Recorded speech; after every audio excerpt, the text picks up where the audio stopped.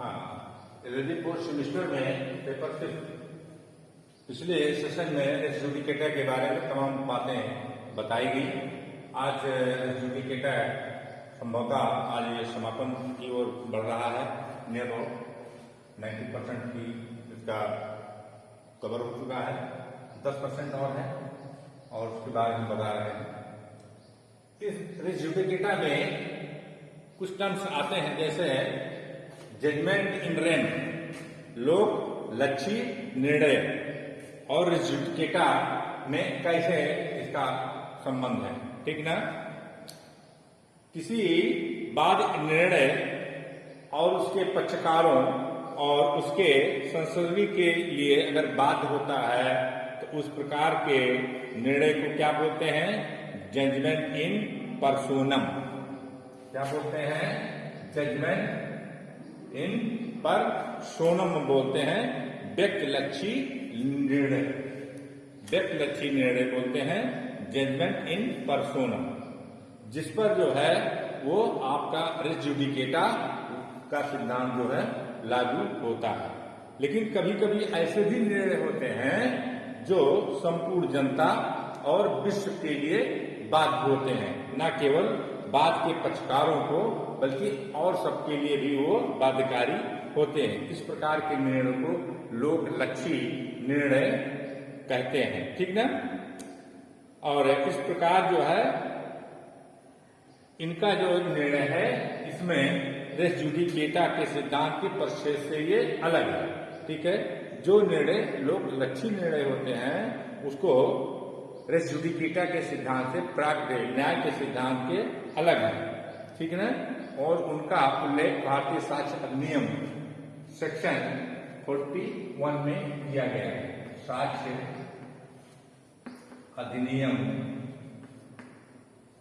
ठीक ना, सेक्शन 41 में दिया गया है कि जो कौन से ऐसे लोकलक्षी निर्णय हैं उनके बारे में सेक्शन 41 में दिया गया है, ठीक ना। इसमें ये रेस जुडिकेटा के क्षेत्र के सिद्धांत से बाहर होता है, ठीक है ना। और ये जो जजमेंट इन पर्सोनम व्यक्तिलक्षी का निर्णय है इसमें रेस जुडिकेटा लागू होता है। अब बात आती है अवैध। अवैध क्या अवैध के विरुद्ध टिकरी या प्राग न्याय के बारे में क्या है? तो अवैध की तरफ से जो भी कोई मुकदमा, कोई उसका संरक्षक जिसके द्वारा वो मुकदमे का प्रतिनिधित्व किया जाता है, बादमित्र द्वारा या बादकालीन संरक्षक द्वारा जो भी किया जाता है, तो ऐसे अवैध पर भी रेस जुडिकेटा जो है वो लागू होगा, ठीक है ना। हाँ, वो ऐसे होगा जिसे ये अवैध न होकर के वयस्क होकर के ही कोई कार्यवाही कर रहा है, उस पर रेस जुडिकेटा का जो सिद्धांत होगा वो लागू होगा, ठीक है ना।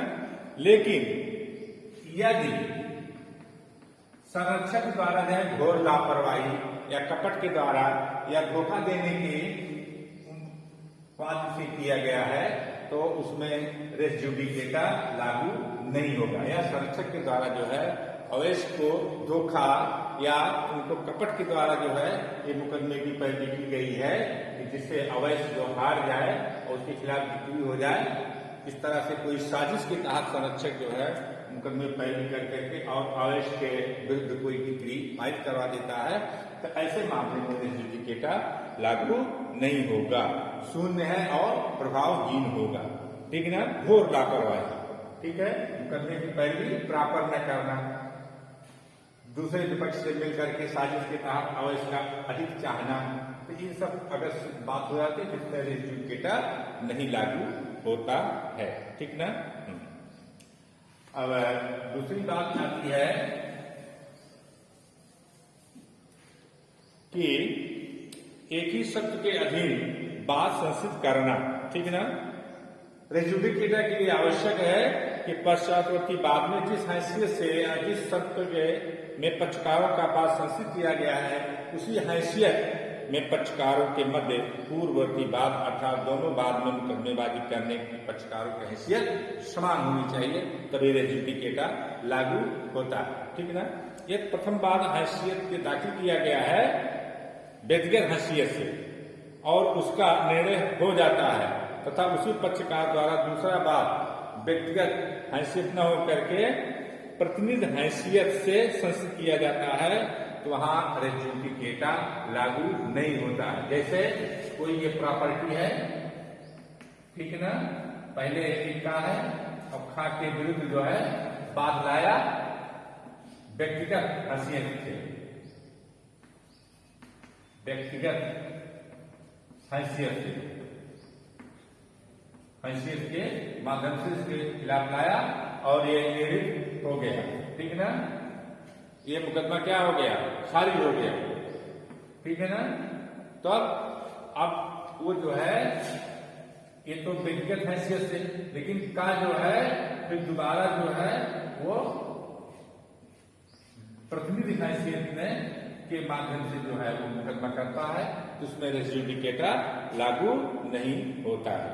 एक उदाहरण हम आपको बताते हैं जिससे ये बात पूरी बात क्लियर हो जाएगी कि व्यक्तिगत हैसियत और प्रतिनिधि वाली हैसियत दोनों में अंतर है, इसीलिए इसमें रेस जुडिकेटा लागू नहीं होता है। ठीक ना।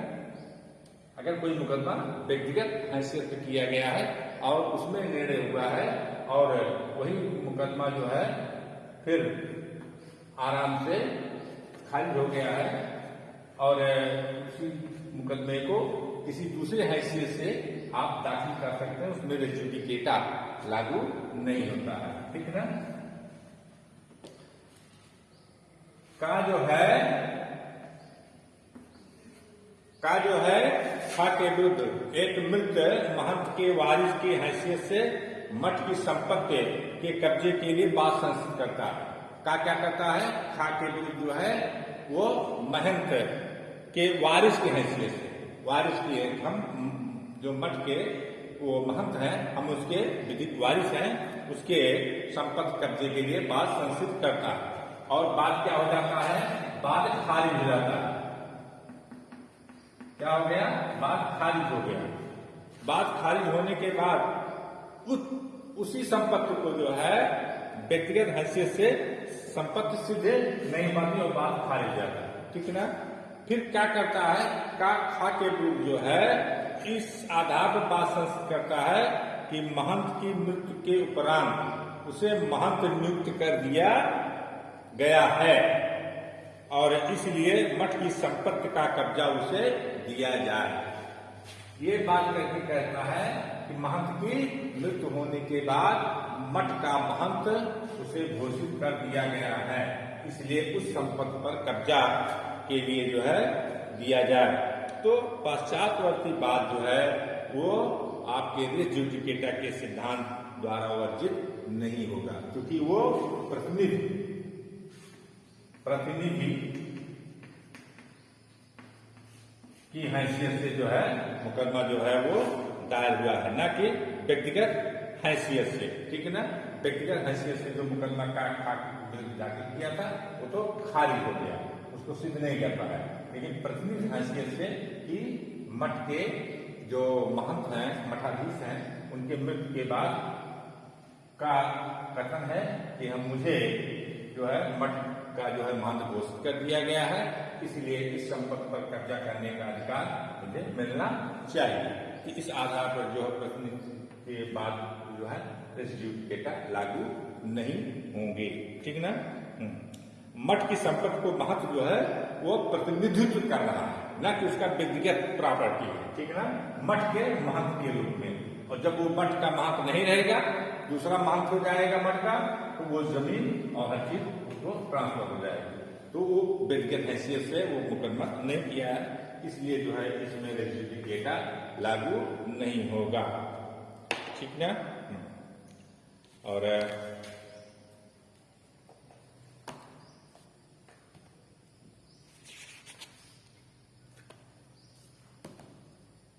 दूसरा बात यह है कि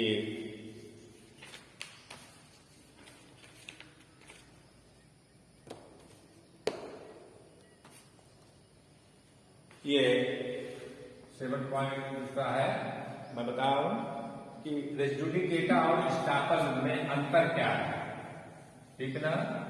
और रेस जुडिकेटा और सब्जेक्ट्स में अंतर क्या है, विचाराधीन वाद और रेस जुडिकेटा में अंतर क्या है। तो पहले आप देखिए कि रेस जुडिकेटा और स्टॉपल विबंध में अंतर क्या है। आपका रेस जुडिकेटा जो है ये सिद्धांत लोक नीति पर आधारित है, अर्थात राज्य के हित में है मुकदमेबाजी कम हो, ठीक है ना। और जबकि आपका स्टापल जो होता है वो सामना के सिद्धांत पर आधारित होता है कि कोई भी व्यक्ति जो है